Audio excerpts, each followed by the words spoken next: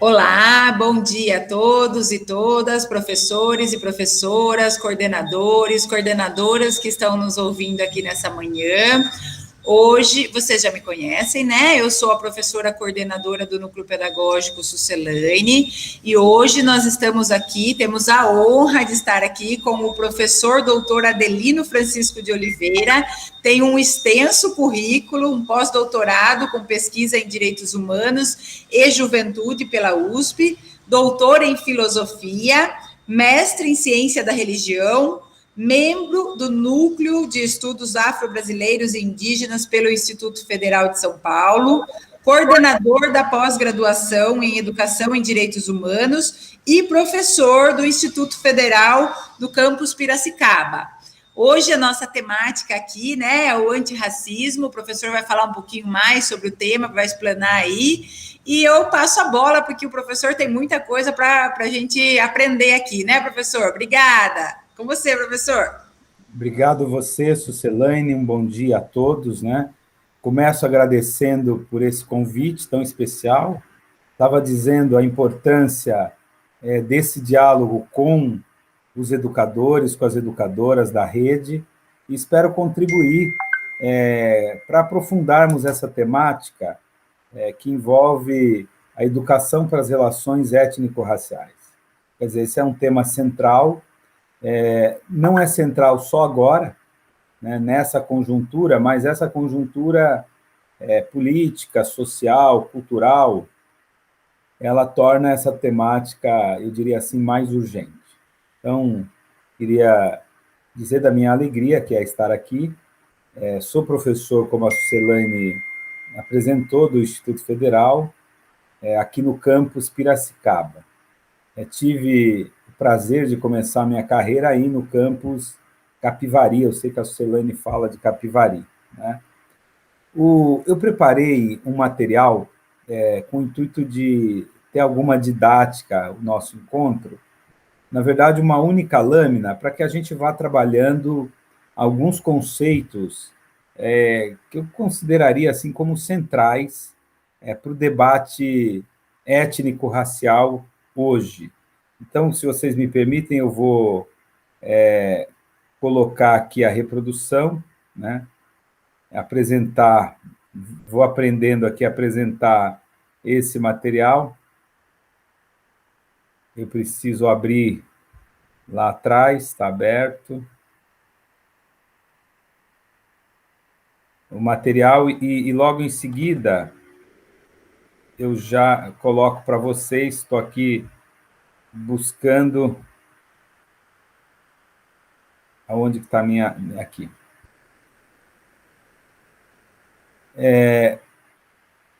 Não sei se vocês conseguem já acompanhar essa primeira tela.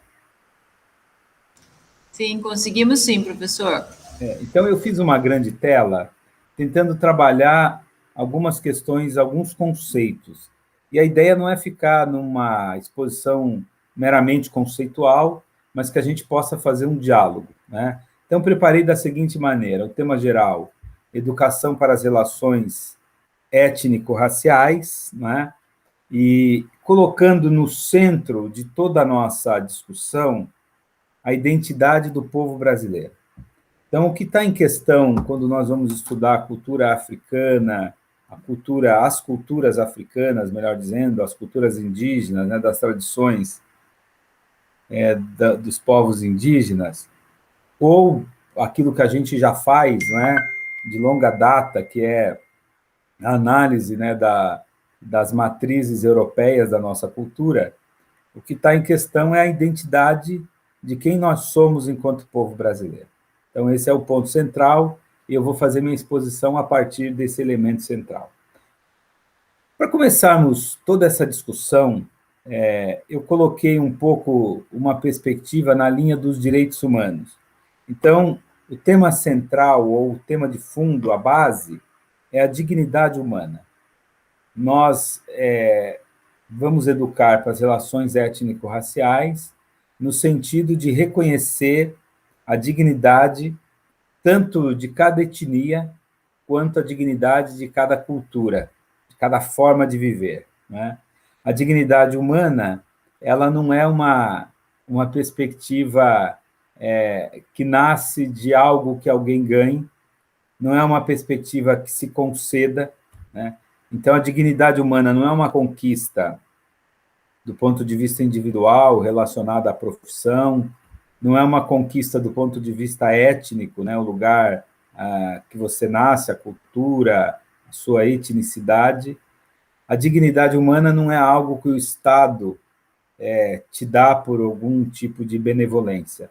A dignidade humana tem uma dimensão conceitual que é essa essencialidade que deve ser reconhecida em cada pessoa humana, independente da sua nacionalidade, independente da sua língua, da sua cultura, da sua religião.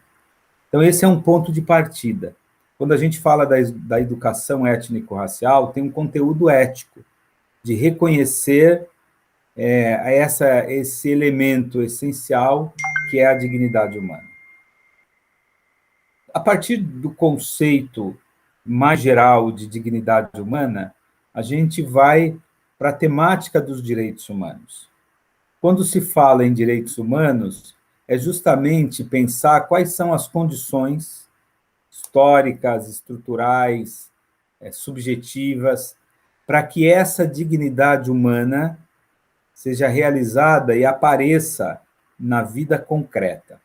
Então, direitos humanos não deve ser entendido como um conceito abstrato, né?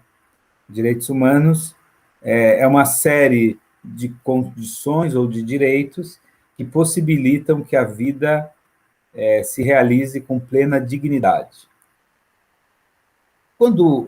Claro, o tema dos direitos humanos, nesse momento e nessa exposição, eu vou trazer exatamente para a discussão étnico-racial. Então, falar em direitos humanos, nessa perspectiva étnico-racial, é pensar primeiro na construção de uma educação antirracista. É isso que está em pauta no nosso encontro de hoje, né? Como é que nós vamos estabelecer as relações étnico-raciais numa perspectiva antirracista? A gente só consegue avançar para discutir o antirracismo, uma educação, uma cultura antirracista, se superarmos aquela velha ideologia da democracia racial e aquela ideologia que tenta a todo momento esconder as estruturas do racismo. Então, veja, eu só consigo falar no antirracismo se antes eu reconhecer uma sociedade profundamente racista. Eu tenho uma série de textos para até referendar o nosso encontro. Isso foi depois a Sucelane, eu posso mandar para ela disponibilizar esses slides, e com uma biografia, algumas referências básicas, né? Mas tem um livro do Kabengele Munanga e com a Nilma Lino Gomes, é um texto muito interessante, ele está discutindo o negro no Brasil hoje, e ele vai falar sobre o racismo. Esse é um texto interessante, porque é uma leitura acessível, traz muitos documentos históricos, né? E quando ele fala do racismo, ele vai demonstrando que a sociedade brasileira ela sempre tentou negar a realidade do racismo.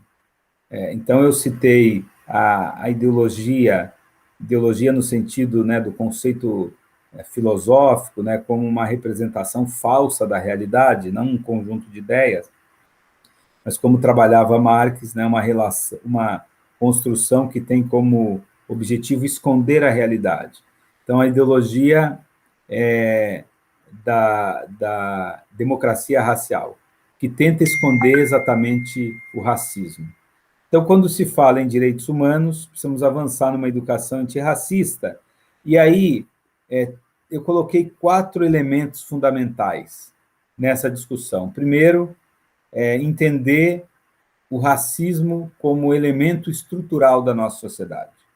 É preciso debater o racismo estrutural. Quando as pessoas falam do racismo, então é muito comum, por exemplo, em sala de aula, um aluno, alguém dizer, não é? No meu tempo, antigamente, quando eu era menino, não tinha esse negócio de racismo. Veja, a sociedade brasileira cria uma ideologia tão forte de democracia racial que as pessoas acreditam, e acreditam com sinceridade, que há 20 anos atrás, há 30 anos atrás, há 40 anos, não existia racismo, né? Quer dizer, não há nada mais absurdo do ponto de vista histórico. Quanto mais para trás na história nós retrocedermos, mais experiências do racismo. Quer dizer, o Brasil foi um país escravocrata, né? Ainda temos sinais dessa dinâmica de escravidão, de exploração, não é? Em nossa sociedade. Mas as pessoas acreditam que antigamente, num tempo quase que mítico, não existia racismo. Então é preciso entender a dinâmica desse racismo que é estrutural, e que está posto na dinâmica da sociedade brasileira. Junto com o racismo estrutural, o racismo que está institucionalizado e que é reforçado pela própria dinâmica do Estado, né? Eu estava falando das pessoas, né, voltarem ao passado e terem uma ideia de que não existia racismo, né? Uma falsa ideia, logo uma ideologia, porque essa é uma dinâmica do racismo nas relações interpessoais, nas relações mais cotidianas. Mas esse racismo cotidiano, nas relações lá com os amigos, né, as relações nas comunidades, ele tem um estruturante, que é a dinâmica da própria sociedade. É o que a gente chama de racismo estrutural e racismo institucional. Então, a pauta dos direitos humanos, ela deve articular a denúncia dessa forma, né, estruturante de racismo institucionalizada e, ao mesmo tempo, apontar para a superação dessa dimensão. Por que isso é importante? Como eu estava dizendo, porque senão a análise que as pessoas fazem fica no campo da subjetividade, como se o racismo fosse um comportamento meramente pessoal, moral, né, definido por algumas pessoas que seriam más. Mas, na verdade, é óbvio que essa crítica ética ao comportamento racista ela é importante, né? Identificar práticas cotidianas de racismo nas relações interpessoais. Mas é fundamental perceber que a sociedade é estruturalmente e institucionalmente racista. E que o nosso desafio é a transformação dessas estruturas sociais, é onde nós vamos chegar lá na ponta, né? Ainda nessa linha da construção do debate no campo dos direitos humanos, é preciso se denunciar um pensamento colonial, ou pensamento colonizado. Há uma forma, uma estrutura de pensar que vem da nossa cultura, e essa estrutura de pensar vai reproduzindo o racismo. Então, nós vamos aprendendo a pensar de forma colonizada. Isso tem a ver com os autores que nós vamos lendo, com a nossa tradição da literatura, isso tem a ver com as representações sociais que nós vamos aprendendo a construir, né? Então, é preciso fazer o debate em torno de um pensamento que é colonizado. E, por último, eu coloquei, não sei se aparece aí para vocês, né, a questão da branquitude. O que é a branquitude, né? É esse pensamento que coloca um padrão, não é? A gente poderia pensar que é essa visão até que eurocêntrica. É claro que a visão da branquitude, vocês já ouviram essa expressão, está relacionada diretamente com esse pensamento colonizado. O pensamento colonizado, ele vai construir toda forma de degradação, as experiências que vêm da África ou dos povos indígenas, né? Da população indígena. Essas experiências, elas são detratadas, elas são representadas como ruins, não é? O pensamento da branquitude é aquele pensamento que, quando vai falar num cientista, por exemplo, nunca coloca a imagem de uma mulher preta, por exemplo. Então, nós vamos construindo mecanismos de representação, inclusive do imaginário, a partir do que é o modelo de beleza, o modelo de sucesso, né, o modelo de liderança, a partir dessa construção da branquitude, que é a reprodução do pensamento colonial. Então, falar em direitos humanos é enfrentar o racismo estrutural, o racismo institucional, o pensamento colonial e esse universo cultural que coloca em destaque a perspectiva da branquitude. A gente pode conversar mais sobre isso, né? Eu só quero fazer a explanação geral e depois a gente volta aprofundando. Mas no horizonte dos direitos humanos está a educação antirracista, uma cultura antirracista. E essa cultura não é feita, não é elaborada apenas com comportamentos morais, né, subjetivos. É uma educação que nasce, inclusive, com novas estruturas, rompendo com o racismo estrutural e institucional. Bom, aí nós avançamos agora para aquilo que é, eu diria assim, a parte mais interessante, que é pensar a identidade do povo brasileiro. É muito comum, principalmente na nossa região, nós temos uma visão muito limitada da identidade de quem nós somos. Eu moro, por exemplo, em Piracicaba. Em Piracicaba, a grande representação que se construiu é que é uma cidade italiana. A ideia de que Piracicaba foi construída a partir da imigração dos italianos, né?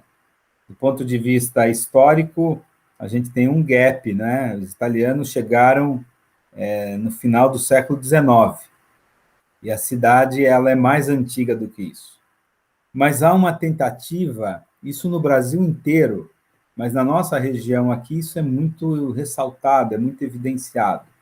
Há uma tentativa de esquecer as nossas matrizes, as matrizes indígenas, as matrizes africanas e as matrizes europeias, né, que não se reduz aos italianos. E essa identidade do povo brasileiro, ela passa, eu coloquei aqui algumas palavras que eu penso que são geradoras. Primeiro, por um olhar da nossa ancestralidade. Na dimensão africana, essa é uma perspectiva muito forte, e que tem, inclusive, uma relação com quem eu sou, né? O reconhecimento da ancestralidade. Nós carregamos uma ancestralidade africana e uma ancestralidade indígena. E é preciso dizer sobre isso, né? Nós estudamos, de forma até relativamente profunda, toda a história europeia, a partir de um ideal da branquitude, né? Do pensamento colonial.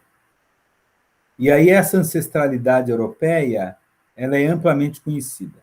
Eu me lembro que numa aula, né, minha filha estudava num colégio, e tinha uma amiguinha que tinha sobrenome italiano. E essa amiguinha, ela dizia assim, olha, nós temos uma história, né? Então, ela falava do sobrenome dela e dizia assim, né, meu sobrenome tem uma história que vem da Itália. É essa visão da ancestralidade num determinado sentido. É claro que na perspectiva étnico-racial, a ancestralidade ela tem um impacto e uma força, né, que vai além de saber a história. Mas é importante saber a história. E aí a minha filha rebateu, falou, pois é, né? Ela tem o sobrenome que é o meu, que é Oliveira, e traz aí várias perspectivas de cultura, de povos, né? E ela falou, pois é, mas todo sobrenome tem uma história, né? Como é que você... E a menina estranhou, né? Porque essa ideia de que há uma dignidade na história que vem da Europa e não há uma dignidade na ancestralidade indígena e africana.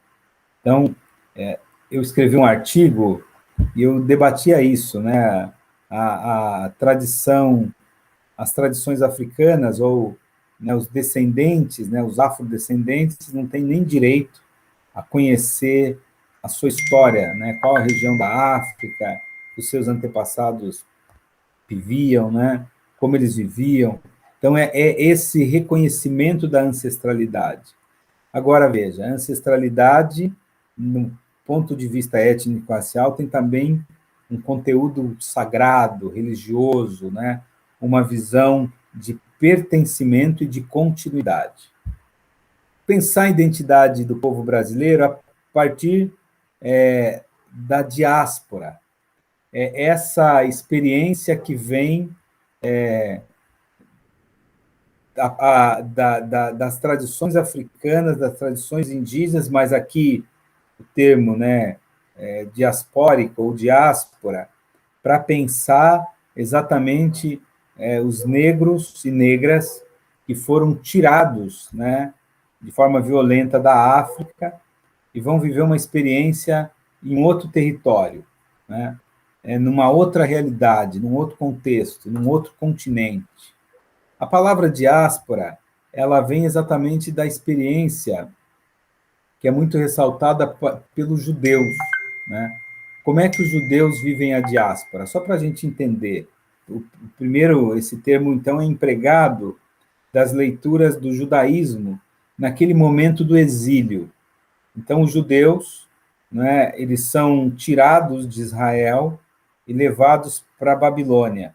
E aí, na diáspora, o que acontece na diáspora judaica, no exílio? É toda uma luta para se manter a identidade. E há um processo de ressignificação cultural, de resistência. A gente poderia pensar alguns livros da tradição judaica que falam sobre essa reconstrução, né, a partir de fora de Israel. Então, a experiência da diáspora é a experiência de você estar no exílio, mas no exílio, e o exílio para os negros africanos é o exílio de vir para o continente, para um outro continente, de sair da sua terra. A gente pode fazer um debate também sobre a diáspora, no sentido dos povos indígenas.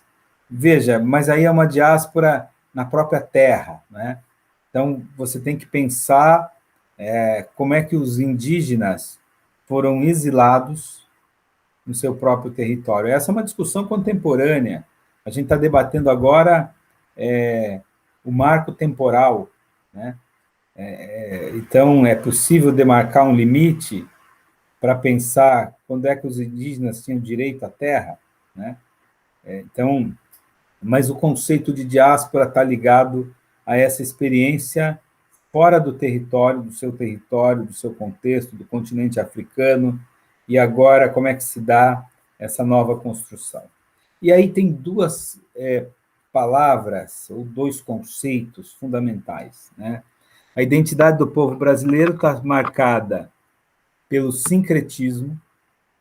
É preciso debater isso com os alunos, né? Quando a gente educa para as relações étnico-raciais, e está marcada pela miscigenação.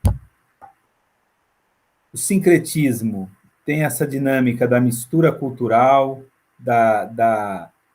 do hibridismo religioso, né? Elementos das tradições religiosas aí europeia, né? No primeiro momento o cristianismo católico, o sincretismo a partir das tradições da mãe África, o que ficou, qual é a representação religiosa e cultural, e o sincretismo a partir das representações dos povos indígenas. Então, esse debate sobre uma cultura sincrética é muito importante. Olha, ele é tão importante que nós vivemos um momento, um contexto, onde a identidade brasileira ela tem sido reduzida a uma identificação com o mundo dos brancos e com o mundo europeu. Então, é preciso fazer a discussão e o estudo da formação da cultura brasileira, a partir do encontro sincrético de tantas tradições, né? Ressaltando que nenhuma das culturas, nenhuma das visões, né, perspectivas religiosas, deve se sobrepor à outra. Veja como isso tem um aporte para aquilo que nós vamos dizer lá em cima, sobre cidadania, né? E sobre reconhecimento. E tem um elemento aqui importante nessa discussão, que é o seguinte: esse movimento de reconstrução da identidade, de reconhecimento da própria identidade, ele é tão central. Tem alguns autores que vão dizer o seguinte, que nós fomos colocando na sombra a nossa essa dimensão do que somos, né? Do ponto de vista da nossa matriz, das matrizes africanas e das matrizes indígenas. E esse colocar na sombra nos coloca numa situação sempre de uma humanidade incompleta, né? De desencontro existencial. Esse é um debate interessante, tem um livro bonito de um pesquisador chamado Roberto Gambini, e ele faz esse debate sobre... Ele vai discutir com a psicologia analítica, né, a ideia da sombra, de Jung, para pensar a identidade e a necessidade de um processo de integração, né, integração interna, inclusive. E aí a miscigenação, que é justamente essa dinâmica de mistura, né, mas que na nossa história ela aconteceu de maneira violenta, tudo foi violento, né? Nós somos frutos de um processo civilizatório profundamente violento, de abafar, né, inclusive, a outra matriz, mas nós somos resultados dessa miscigenação. E aí eu queria só dizer uma expressão do Darcy Ribeiro, exatamente no livro O Povo Brasileiro, que ele fala da beleza do povo brasileiro. A beleza do povo brasileiro está justamente no encontro entre tantos povos, né?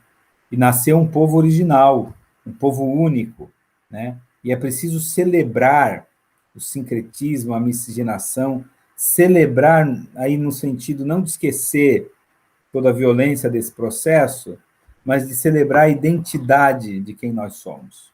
Isso é fundamental. Bom, nessa dinâmica, então, da educação para as relações étnico-raciais, vem o tema do conhecimento das diversas tradições. O que chegou à conclusão? Aqui nós temos duas leis importantes, né? A Lei 10.639, de 2003, e a Lei 11.645, de 2008, que vai, as duas, de maneira geral, as duas leis colocam a importância de se conhecer as tradições africanas e as tradições indígenas. Não é possível avançar num pensamento decolonial. Veja, nós falávamos do pensamento colonizado. Agora, emprestando o conceito do Frantz Fanon, nós pensamos, né, a articulação do pensamento decolonial. Um pensamento que não esteja submetido a esse viés ideológico da branquitude, né? E para esse pensamento aflorar, para essa cultura, torna-se urgente o conhecimento das diversas tradições, né?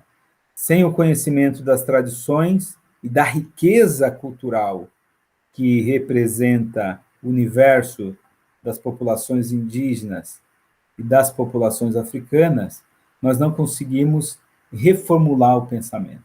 Eu vou dar só um exemplo, né, na linha do sincretismo. Nós aprendemos que as manifestações religiosas dos povos africanos, isso se aprende no cotidiano, nas relações lá na comunidade, né? Nas comunidades. Nós vamos aprendendo que as manifestações das tradições religiosas de terreiro afro-brasileira ou afro são manifestações diabólicas. Esse é o pensamento colonizado, né? É a ideia da demonização das experiências religiosas dos povos tradicionais, né? Como se esses povos tivessem, né, até hoje, que ser catequizados, né? Que descobrissem a verdade. Tem uma implicação aqui, né? E não é uma implicação fácil. Quando você fala do pensamento decolonial, no nosso processo de sincretismo e miscigenação, nós vamos ler, por exemplo, as verdades construídas a partir do universo cristão, as verdades bíblicas, né? Mas como pensar e compreender que essas verdades bíblicas são representações de uma determinada cultura e que há verdades também nas culturas que vêm da África e nas culturas indígenas.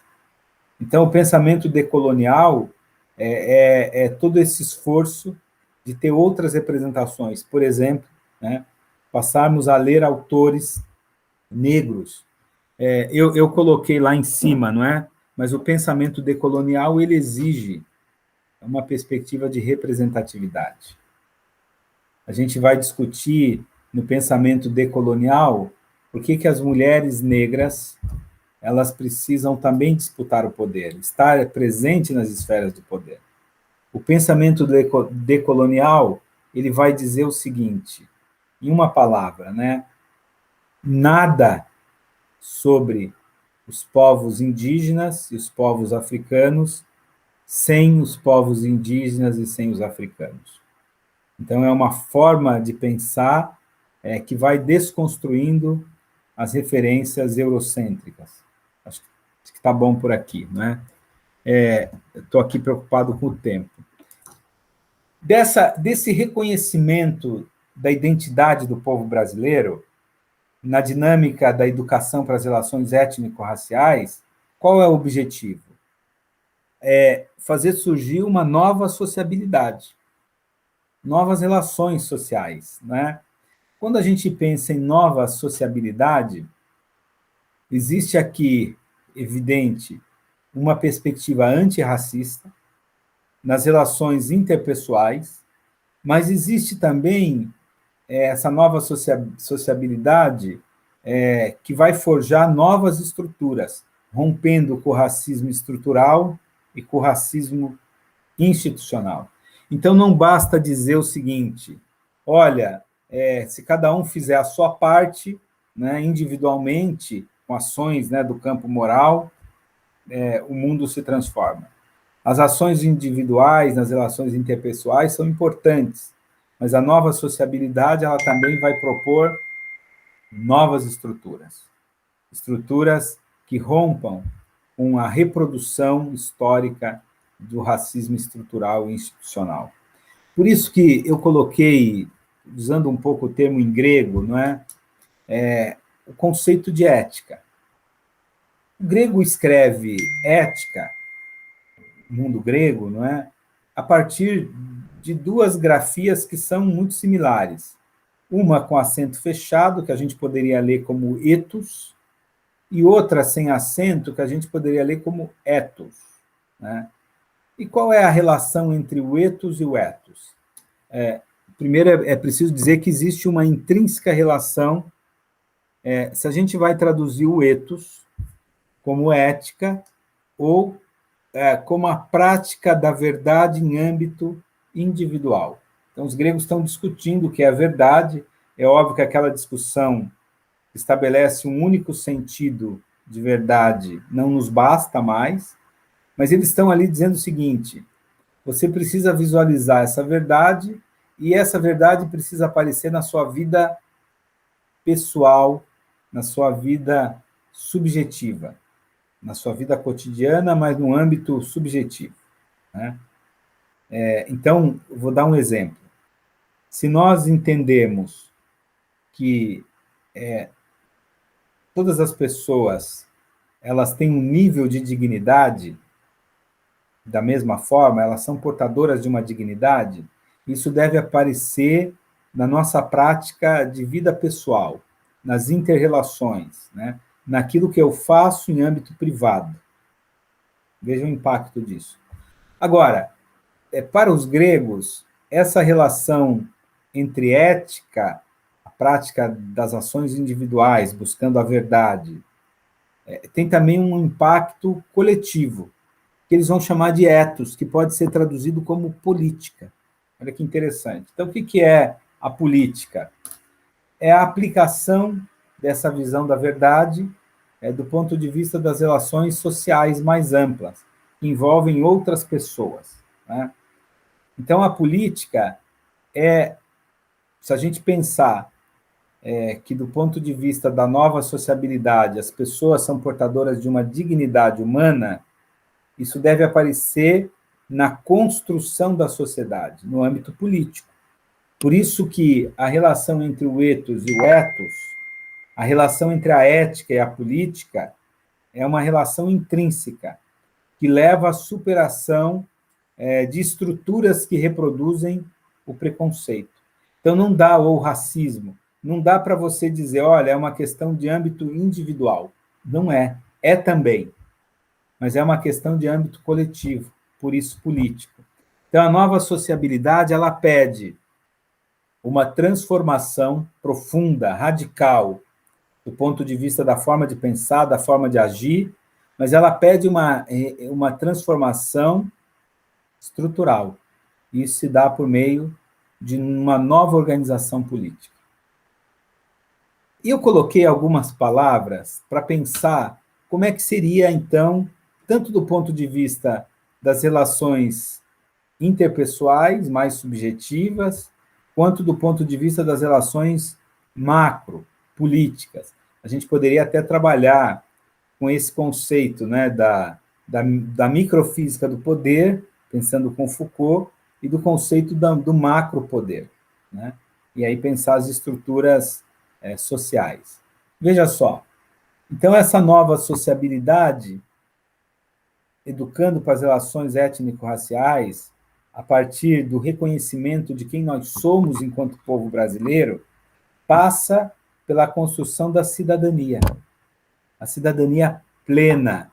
E aqui a cidadania não é um conceito abstrato, ou uma cidadania formal, no sentido de que eu tenho uma participação na vida pública, eu posso votar.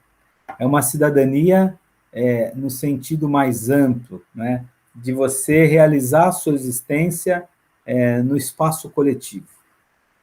A gente pode pensar a cidadania como oportunidades, como direitos, né, como reconhecimento. O ano passado, nós tivemos 2 cenas que mostram o quanto o conceito de cidadania ele é um conceito vazio para a grande maioria das pessoas. Então, acho que era um promotor de justiça, ou um juiz, que não estava usando máscara na praça, não é? Ou um procurador, não me lembro. E quando ele vai ser questionado pelo policial, ele fala assim, não, fala o cidadão, não sou cidadão, eu sou um promotor, eu sou um juiz, não é? A ideia de que o cargo, ele sobrepõe a ideia da cidadania. Então, é preciso uma sociabilidade que reforce o reconhecimento de que nós estamos no âmbito da cidadania e que são todos cidadãos. É evidente que vocês estão fazendo uma ligação direta com o conceito de dignidade humana, não é? Talvez o conceito de dignidade humana tenha um valor mais metafísico, abstrato, não é? E até religioso, talvez. Mas o conceito de cidadania mais contemporâneo está relacionado com o reconhecimento dos direitos, né, de todas as pessoas, dos cidadãos, né? Bom, essa nova sociabilidade, ela deve ter como pano de fundo uma relação pautada na alteridade. Alteridade é um conceito que vem de um pensador judeu, né, Emmanuel Levinas, e Levinas ele faz a experiência dos campos de concentração, dos horrores, né, da perseguição nazista, e, ao mesmo tempo, ele traz um elemento existencial. Ele é um leitor, é um aluno, né, da fenomenologia. E na fenomenologia de Heidegger, né, com todos os problemas que tem Heidegger, Levinas vai cunhar o conceito de alteridade, que é reconhecer a dignidade do outro, e do outro que é diferente de mim. Então, a relação de igualdade se dá a partir do reconhecimento das diferenças. O outro, aliás, a palavra diferença, o Derrida que vai usar, não é um conceito até difícil, porque quando você fala que o outro é diferente, parece que existe algum padrão que normatiza, que normaliza, não é? Que naturaliza. E o diferente é quem não está no âmbito nessa naturalidade. Mas isso não é verdade, né? A alteridade de Levinas é reconhecer que a marca da humanidade é justamente a diferença. Não há um padrão que naturaliza, né? Essa tentativa de naturalizar, dizer, olha, esse aqui isso é um projeto da branquitude, né? A alteridade, ela rompe com isso, porque ela reconhece que é na diferença do outro que eu constituo a minha humanidade, né? Bom, nessa nova sociabilidade é preciso, então, avançar para a perspectiva da diversidade. É um mundo diverso, né? Só há nova sociabilidade quando eu reconheço a diversidade como um valor intrínseco à humanidade. Eu reconheço a dignidade humana na diversidade. Isso é muito importante. Veja, dentro dessa nova sociabilidade, rompendo com estruturas racistas, é preciso, então, a representatividade. Às vezes as pessoas falam o seguinte, quando o negro ou o indígena, né, principalmente o negro, tem um movimento extremamente organizado, né, um movimento social, um movimento negro, e quando ele reivindica representatividade, algumas pessoas falam, mas isso é vitimismo, né? Não tem vitimismo nenhum, é só você entender as estruturas racistas da sociedade. Para romper com essas estruturas, você precisa criar possibilidades de representatividade. É por isso que é importante, você vai compor uma mesa na dinâmica da educação étnico-racial, você vai compor uma mesa na escola, você tem que ter representatividade. É preciso que tenha mulher, é preciso que tenha mulher preta, é preciso que tenha indígena, depende do tema, não é? Mas quando você faz uma mesa, que é muito comum, nós vamos discutir relações étnico-raciais numa mesa de homens brancos. Nós vamos reproduzindo simbolicamente a violência do pensamento colonial. Nós vamos entendendo que a população afrodescendente, ela não tem o que falar. Eu vou dar um exemplo de uma experiência que nós tivemos num projeto sobre o Batuque de Umbigada. Em 2015, eu coordenei um projeto do Batuque de Umbigada, aí em Capivari, no Instituto Federal em Capivari, na cidade de Capivari, e a gente tinha uma interação com a dona Anicide Toledo, que é a grande, né, mestra batuqueira. E nós fizemos uma mesa na Unimep. E chamamos a dona Anicide para compor a mesa acadêmica. Claro, eu estou dando um exemplo aqui, alguém vai falar, mas isso é simples, mas é uma forma. E a dona Anicide dizia isso, mas eu vou ficar na mesa, não é? É o universo do lugar de fala, da representatividade da dona Anicide. Tá? Olha, acho que a gente pode avançar, não é, um pouco mais. Quando a gente começa a discutir educação para as relações étnico-raciais, nós temos um objetivo. É preciso deixar bem claro. O nosso objetivo é a construção de uma outra sociedade. Por isso que eu coloquei ali a utopia. Qual é essa outra sociedade? Acabamos de celebrar o centenário de Paulo Freire, e Paulo Freire ele usa um conceito, né, que é o conceito do inédito viável.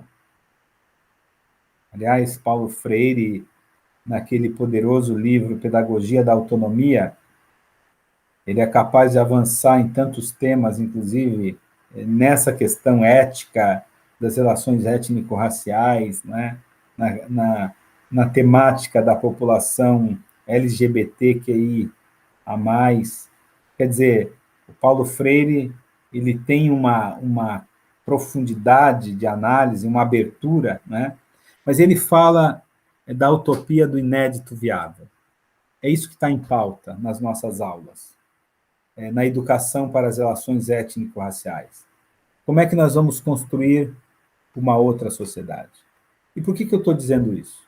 Porque é preciso entender que essa estrutura social, a dinâmica da forma que nós organizamos a vida, ela vai continuar reproduzindo formas de exploração e de opressão. Ela vai continuar reproduzindo o racismo em sua estrutura. Então, nosso projeto é pensar uma outra sociedade. Essa outra sociedade que tenha representatividade, que tenha alteridade, que seja aberta à diversidade, que tenha cidadania. Então, esse é o grande tema que a gente precisa pensar. Eu coloquei aqui como uma pista para essa utopia do inédito viável a expressão do bem viver.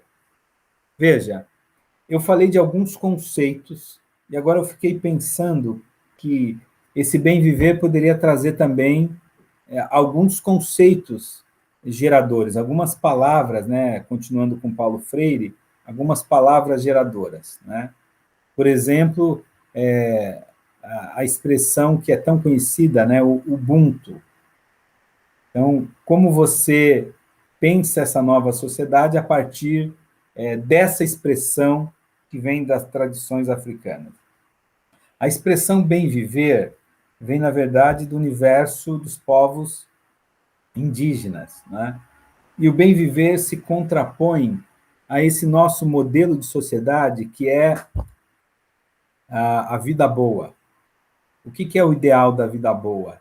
É essa sociedade de pleno consumo, essa sociedade do conforto, essa sociedade que destrói o meio ambiente, que explora o outro para que a minha vida seja uma vida de comodidade. A ideia do bem viver, então, ela tem uma outra perspectiva social. A integração com o meio ambiente, o bem viver na relação com o outro a partir do termo, né, Ubuntu, que quer dizer exatamente eu sou porque você também é, uma relação estreita, vocês percebem? Um conceito de alteridade, né? O bem viver que pede uma outra economia, onde a produção coletiva, a produção humana, está a serviço da dignidade das pessoas. E aí eu queria colocar uma questão para vocês, que isso não significa idealizar a forma de viver dos povos tradicionais, ou das populações africanas, ou das populações indígenas, né? Não é uma idealização. A gente não pode esquecer que a forma política, a forma social de organização desses povos é sempre uma construção cultural. E como construção cultural tem limites, não é? Mas a nossa forma de viver, ela também tem limites, e são limites evidentes. É uma forma de viver que perpetua o racismo, por exemplo. Então, o que nós podemos aprender com os povos tradicionais? A relação com o outro, a relação de pertencimento, que a gente vai chamar de cidadania. Hoje há toda uma dinâmica, que é aquilo que a gente chama de filosofia africana, que vai beber, inclusive, no pensamento latino-americano, na filosofia da libertação, na teologia da libertação, mas essa filosofia que vai resgatar elementos das tradições dos povos africanos, e esses elementos que apontam uma outra dinâmica social, uma outra forma de lidar com a economia. Por exemplo, né, como é que nós vamos resolver a questão da pobreza? Vivemos no mundo ocidental e vivemos no Brasil, não é? Um processo de produção de pobres, pessoas que são exploradas. Se nós não tivermos um outro modelo civilizacional, e aí essa é a utopia, né, desse mundo do inédito viável, que diria Paulo Freire, ou a perspectiva do bem viver, se nós não tivermos essa, eu diria, essa referência, nós estamos fadados a reproduzir um modelo que é muito conveniente para uma minoria, mas é muito massacrante, não é? Para a grande maioria. Eu coloquei aqui, não sei se vocês acompanham, um pouco o mapa do Brasil, e no mapa do Brasil, essa dimensão da diversidade, a beleza que é a identidade do povo brasileiro, a partir do encontro de tantos povos, né? Bom, de uma certa maneira, eu vou fechar a tela, eu volto só no finalzinho, e vou voltar à apresentação. E no diálogo com vocês, para que a gente possa voltar à tela grande, né? Eu vou parar um pouco a apresentação para dizer o seguinte: a educação para as relações étnico-raciais, ela é o grande desafio, mas ela é um desafio central para a composição, para a construção de uma outra sociedade. Se nós não nos debruçarmos, nós, educadores, em estudar como nós estudamos as referências europeias, mas agora estudar as tradições dos povos originários, enfrentarmos com os alunos esses debates em sala de aula. Se não fizermos o debate agora, por exemplo, né, sobre o marco temporal, não fizermos essa discussão sobre esse universo cultural das tradições que vem de Mãe África, da riqueza dessas tradições, com um olhar crítico, bem verdade, né? Não podemos esquecer, como eu disse, que são dinâmicas culturais humanas, que têm seus limites, mas que têm uma potencialidade. Há hoje uma compreensão de que o nosso modelo civilizacional ele chegou a um esgotamento. Esse esgotamento que nós vivemos, do ponto de vista, veja, esgotamento do ponto de vista das relações humanas, esgotamento do ponto de vista da questão econômica, quando eu falo relações humanas, a explosão da violência, esse modelo pautado, né, na ideia de que a realização da vida é uma vida de conforto, etc. Esgotamento econômico, a produção da pobreza, da desigualdade, esgotamento político, né? Nós estamos agora no Brasil e no mundo voltando com perspectivas neofascistas. O que isso quer dizer, não é? O que quer dizer o neofascismo, por exemplo, entre nós, brasileiros, que temos uma identidade tão específica? Se nós não conseguimos falar de uma raça pura, como vislumbrou o nazismo na Alemanha, e há muitas fontes para dizer, né, a formação da Europa a partir do encontro de outros povos, como é que nós vamos falar sobre isso num povo tão miscigenado quanto o nosso? Né? Bom, essa perspectiva é fundamental, porque se há um esgotamento do modo de vida ocidental, há uma perspectiva de reencontro, de reconstrução a partir dos povos tradicionais. Eu escrevi um artigo que eu dizia o seguinte: no final, as comunidades tradicionais, a Mãe África, pode ser o caminho de reencontro da humanidade, de reconstrução civilizacional. Não sei se vocês concordam, né? Eu vou continuar aqui a apresentação, e já terminando, eu fiz uma tela que eu, na verdade, me apresento, não é? Deixa eu ver se eu volto na apresentação. Vocês estão acompanhando? Pois não. Desculpa interromper, nós temos uns 15, 20 minutinhos ainda para o encerramento. Você pode ficar bem à vontade aí para fazer a discussão, se o senhor achar conveniente, tá bom? Muito bom. Sucelaine, você está vendo a tela do lado? Estou vendo a primeira tela, a educação para as relações étnico-raciais. Então era isso, né? Olha, o que é interessante, né, nesse tempo, eu estava achando que a gente já estava no limite. O que é interessante, como forma, pensando agora em estratégias de sala de aula, eu acho que é muito bacana isso, né? Primeiro, essas temáticas elas precisam aparecer como temas transversais, né? Mas não exclusivos da área de humanidades. Não é o professor de história, ou o professor de filosofia, ou de sociologia, que tem a obrigação, é claro que nessas disciplinas, essas temáticas podem ganhar mais corpo, né? Inclusive, quando vai se discutir os intelectuais, trazer pensadores africanos, pensadores indígenas, não é?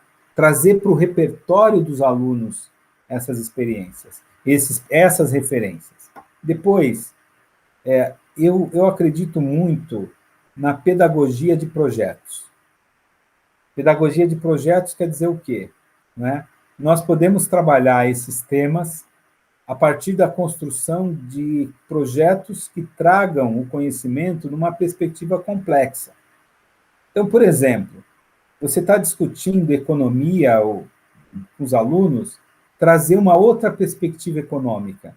Como é que as populações tradicionais lidavam com a questão da economia? Como é que você entendia ou entende, em algumas comunidades africanas, a produção dos recursos tão fundamentais para a vida? Hoje nós vivemos no Brasil uma crise, não é? O Brasil voltou ao mapa da fome. E nós somos um dos maiores produtores de alimentos do mundo. Então, como pensar a questão da distribuição? Isso que eu estou falando, alguém vai dizer, pô, professor, mas isso aí é ideologia? Né? No sentido ruim do termo. Primeiro, no sentido equivocado, né? Eu comecei dizendo, a ideologia não é um conceito, não é um conjunto de ideias, pensando com Marx. A ideologia é justamente a tentativa de se esconder a realidade. Então, quando a gente começa a entender essa realidade, a gente não está fazendo ideologia. Quando a gente estuda, que é tão combatido agora, a história das populações africanas, né, dos povos indígenas, isso não é ideologia. A gente, na verdade, está fazendo, como diria o Foucault, né, arqueologia, no sentido de escavar a verdade. Né? E esse processo de buscar, com alguma objetividade, essa verdade histórica, de compreender, de conhecer, de perceber que há outras formas de organização social, é isso que vai poder nos dar substância para uma educação para as relações étnico-raciais. O que eu quero dizer de forma mais, talvez, objetiva? A gente não pode trabalhar esse tema de forma meramente informativa. Eu acho que nem um tema, né? É sempre preciso trabalhar de maneira problematizadora, analítica e crítica. É claro que a problematização ela nasce de um primeiro olhar da informação. Os alunos precisam conhecer, precisam pesquisar, conhecer os países da África, entender quais regiões da África, né? Os povos da África eram de quais regiões que vieram para cá, como é que era a dinâmica do tráfico negreiro, como é que se dava a relação entre senhor e escravo, o que é casa grande, o que é senzala, né? Porque se a gente não conhecer isso, a gente passa a ter uma visão muito superficial e, inclusive, banal da história. E é isso que acontece hoje, né? Quando alguém fala, isso aí é vitimismo, a expressão vitimismo por si só já me deixa irritado, né? Porque não conhece as estruturas que são bastante perversas, duras, né? Do racismo estrutural e institucional. Então, veja, o debate sobre cotas. precisa ser feita com os alunos. Esse debate precisa ser levado em conta, inclusive entre nós, educadores. Eu, no Instituto Federal, eu coordenei, nós tivemos, o meu concurso não tinha reserva de vagas, mas eu coordenei o primeiro concurso com reserva de vagas e nós tínhamos que fazer as bancas de heteroidentificação. Parece uma bobagem para alguns, né? Você vai fazer uma banca para saber se a pessoa de fato é preta. No começo eu achei, bom, essa banca não vai ter trabalho, mas a branquitude, e aí eu vou usar essa expressão, ela usa subterfúgios de fraude. Quantidade de brancos querendo se apropriar de vagas reservadas. Isso é perpetuação de uma lógica de exploração, de submissão, né? Então, vou voltar lá, porque eu já divaguei um pouco, viu, Sucelane? É um pouco a minha dinâmica, inclusive, como professor de filosofia, mas eu vou voltar dando algumas pistas que eu acho importantes para o processo de debate em sala de aula. Primeiro, conhecer as leis. Então, esse processo de informação, ele é importante, mas ele não é suficiente. Trabalhar com os alunos na perspectiva reflexiva. A informação submetida à análise crítica ao debate. Fomentar, por exemplo, a construção de coletivos étnico-raciais, olha, não numa perspectiva identitária fechada, não nessa perspectiva, mas os coletivos, onde os jovens debatem, discutem, né, fazer fóruns, construir rodas de conversa. Se há um elemento da tradição africana que é muito forte, é a dinâmica dialógica. Mais do que dialética, dialógica, né, que é justamente a dinâmica da conversa, né, do diálogo, e esse diálogo que vai explicitando preconceitos. E quando os preconceitos são explicitados, se tornam visíveis, nós temos mais elementos para enfrentá-los e superá-los, né? Então, estimular na escola. Depois, uma estratégia que eu não terminei de falar é trabalhar com projetos, numa perspectiva da complexidade do conhecimento, demonstrando que o conhecimento ele não é estanque, ele está articulado. Você vai estudar a história da África e vai entender os mecanismos de exploração, de discriminação, de preconceito que existem hoje. Então, esse pode ser um diálogo com o professor de história, mas com o professor de matemática, porque no projeto interdisciplinar, ou, como eu gosto de pensar, né, o conhecimento interdisciplinar ou o pensamento complexo, ele não está colocando o professor na grade, né, para usar um termo antigo, da sua disciplina. Antigamente, a gente não antigamente, a gente ainda fala em grade, mas se falava em delegacia, né, de ensino. Hoje já não se fala mais, né? Ou se fala, Celane? Acho que não fala mais, né? Não, agora é diretoria de ensino, nós falamos, mas ainda bastante, muita gente confunde e fala delegacia de ensino, a gente atende também, mas é diretoria de ensino. Mas quando eu falo isso, é para fazer menção àquela ideia de que existe uma grade, inclusive de disciplinas, e a grade da ideia de algo fechado.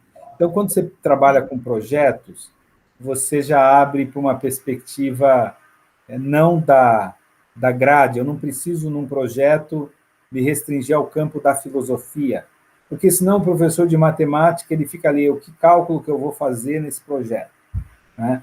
Professor de física, de química. Então, trabalhar, na medida do possível, com projetos. E na dinâmica do projeto, ou dos projetos, eu sei que para a escola pública, às vezes a falta de recursos que nós sofremos, né, se torna mais difícil, mas fazer algumas visitas, algumas experiências de campo. Por exemplo, um trabalho interessante que a gente desenvolveu, né, tem desenvolvido em Piracicaba, é fazer um mapa da trajetória dos negros em Piracicaba, da presença dos negros, que há um conceito que não apareceu ali na minha exposição, que há todo um pensamento colonial que ele vai... Professor, desculpa interromper, mas a sua voz está muito baixa, parece que meio que sumiu. Será que é do meu computador ou o senhor apertou alguma coisa aí que deu uma diminuída na voz? Desculpa interromper, mas é que eu quase não estou te ouvindo mais. Veja, agora, está me ouvindo? Não sei. Sucelane, não sei, não mexi em nada aqui. Está Não baixo mexeu ainda? nada? Deve ser algum problema aqui, então. Tá bom. Tá. Mas eu ia dizer o seguinte, um conceito que não apareceu aqui, que é central, que é justamente a estratégia do pensamento colonial, que é invisibilizar, né, e um processo de apagamento da presença dos negros. Então, fazer essa memória, algum projeto que faça memória dos lugares, né, dando visibilidade a essa presença que é marcante nas nossas sociedades. Inclusive, visibilidade não só nas experiências de sofrimento, mas é importante conhecer as estruturas que sedimentaram a escravidão negra na nossa região, nas nossas cidades, né? E, a partir disso, construir uma reflexão como é que essas estruturas se perpetuam, e mais do que isso, né? Como é que nós vamos poder criar mecanismos de superação dessas estruturas? Então, eu acho que trabalhar com coletivos, trabalhar com informações, com pesquisa e trabalhar com projetos, né? E, na medida do possível, se esses projetos puderem fazer algumas inserções de campo, isso é muito rico para os alunos, né? Por exemplo, eu ia falar disso, né? Mapear esses personagens negros da nossa sociedade, aí no Brasil, da nossa cidade, que foram esquecidos, apagados, invisibilizados. Quais são os monumentos que se fazem? Nós tivemos uma polêmica recente com aquele... incendiaram o Borba Gato, lá em São Paulo. E aí a gente pode debater quais são os monumentos que registram a presença dos negros nas nossas cidades, né, no nosso país. Quem são esses vultos, né, esses heróis que têm sido invisibilizados? Nós vamos perceber que são poucos monumentos, né, esquecidos, monumentos abandonados, quando, na verdade, quando não é a realidade de total ausência de qualquer representação. Bom, eu espero ter ajudado de alguma maneira. Eu vou só colocar a apresentação aqui, que coloca um pouco quem eu sou, e eu termino dizendo isso, né?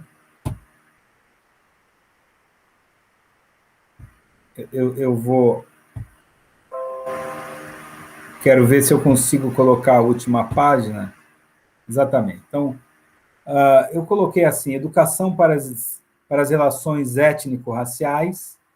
O termo educação é o termo adequado, porque, na verdade, nós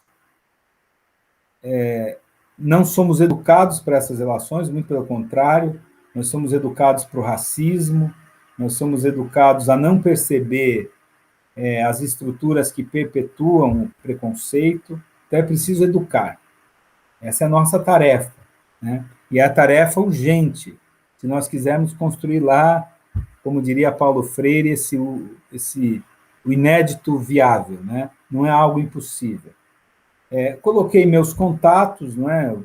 Tenho usado o Twitter como uma forma de pensamento crítico, usado o Instagram também como uma forma de subvertendo a lógica dessas redes, como uma possibilidade de reflexão. Acho que os professores e as professoras, os educadores em geral, devem fazer uso desses meios que são tão joviais, né? Os jovens dominam tanto, mas não para reproduzir o que os jovens têm feito, e sim como espaço formativo. Queria dizer que falar com vocês é uma alegria muito grande. Queria me colocar à disposição. Ao longo da exposição, Sucelane, eu fui percebendo que é preciso completar alguns conceitos fundamentais que a gente precisa colocar ali, principalmente quando pensar a cultura do bem viver, porque hoje, Sucelane, um desafio, e colegas, né, educadores e educadoras, um desafio é parar com aquela reprodução de que a África é o lugar da pobreza e do sofrimento. A pobreza e o sofrimento é fruto de uma lógica histórica. Mas como é que nós vamos redescobrir, né, esses elementos que podem ser, inclusive, a salvação para o nosso modelo de civilização está esgotado? Como é que nós vamos nos aproximar desses elementos se nós não conhecermos profundamente o que a África, as tradições africanas têm a nos oferecer, com seus limites, mas, sobretudo, com as suas potencialidades culturais e formativas. E, no final, a educação para as relações étnico-raciais é um exercício de cidadania política. A palavra cidadania política parece ser redundante, não é? Mas é uma educação para a gente viver em sociedade, entendendo a dimensão dos direitos e, principalmente, né, o desafio que todos nós, os nossos alunos, inclusive, esse desafio que nós temos de construir politicamente uma sociedade pautada, né, numa outra sociabilidade, uma sociabilidade aberta, antirracista, uma sociabilidade fundamentada nos direitos humanos e comprometida com a dignidade humana. Sucelane, foi um prazer enorme conversar, né? Não tivemos interação, é uma pena, mas estou à disposição e queria deixar meus contatos, né, e meu abraço para todos os educadores aqui da nossa rede. Professor, nós que agradecemos e vou ressaltar que a interação, os professores podem fazer suas perguntas, tirar dúvidas e sugestões, pode fazer no chat, né? Assim como nós combinamos no início, eu vou repassar para o professor, né? As perguntas e dúvidas, vai ser uma interação um pouquinho restrita, mas eu acho que já é bem legal. Estou muito feliz aqui com todas as suas falas, fui anotando muita coisa aqui, aprendi bastante, né? Eu fiquei feliz na hora que você falou do Kabengele Muganda, tive aula com ele na USP também, né? Muito legal, esse professor é excelente, super recomendamos, inclusive, os livros dele, né? Falando em livros, a diretoria de ensino recebeu vários exemplares de autores negros, né? O professor falou das verdades construídas a partir de um universo cristão. A Chimamanda Adichie, eu já tinha lido um livro dela, Como Educar Meninas Feministas, eu já tinha ficado encantada com esse livro dela. Agora nós recebemos um outro dela, entre outros, né, que a gente recebeu aqui na diretoria de ensino. Nós recebemos também O Perigo de uma Única História, que ela conta essa versão dela, que lia muitos livros, ela é filha de professores universitários africanos, né, e lia muitos livros europeus. E ela desenhava, né, contra toda a cultura africana, desenhava e fazia reproduções europeias, né, e aos poucos ela foi percebendo essa questão, né, do perigo de a gente contar uma única história mesmo para os nossos estudantes. Então, eu acho que teria muita coisa para a gente conversar mesmo, eu gostaria de deixar aberto esse canal aí. Já conversamos no início também, viu, pessoal? O professor vai retornar e nós faremos uma TPC sobre direitos humanos, eu já me comprometo aqui, não sei se a gente consegue para esse ano, mas eu espero que sim, se não para esse ano, para o ano que vem, uma TPC para falar dos direitos humanos. Estou muito feliz, muito grata a toda essa aula maravilhosa, né? Acredito que os professores também das nossas unidades escolares conseguiram pegar muitas dicas aí, né, com relação a como trabalhar em sala de aula, sistemas transversais, trabalhar com projetos, essas metodologias ativas.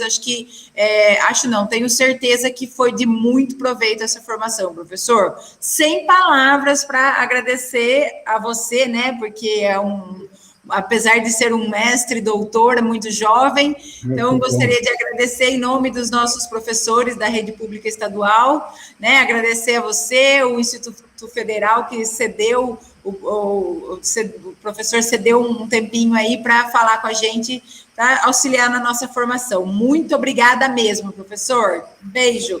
Tudo de bom, pessoal. Obrigada a todos. Tchau, pessoal. Obrigado.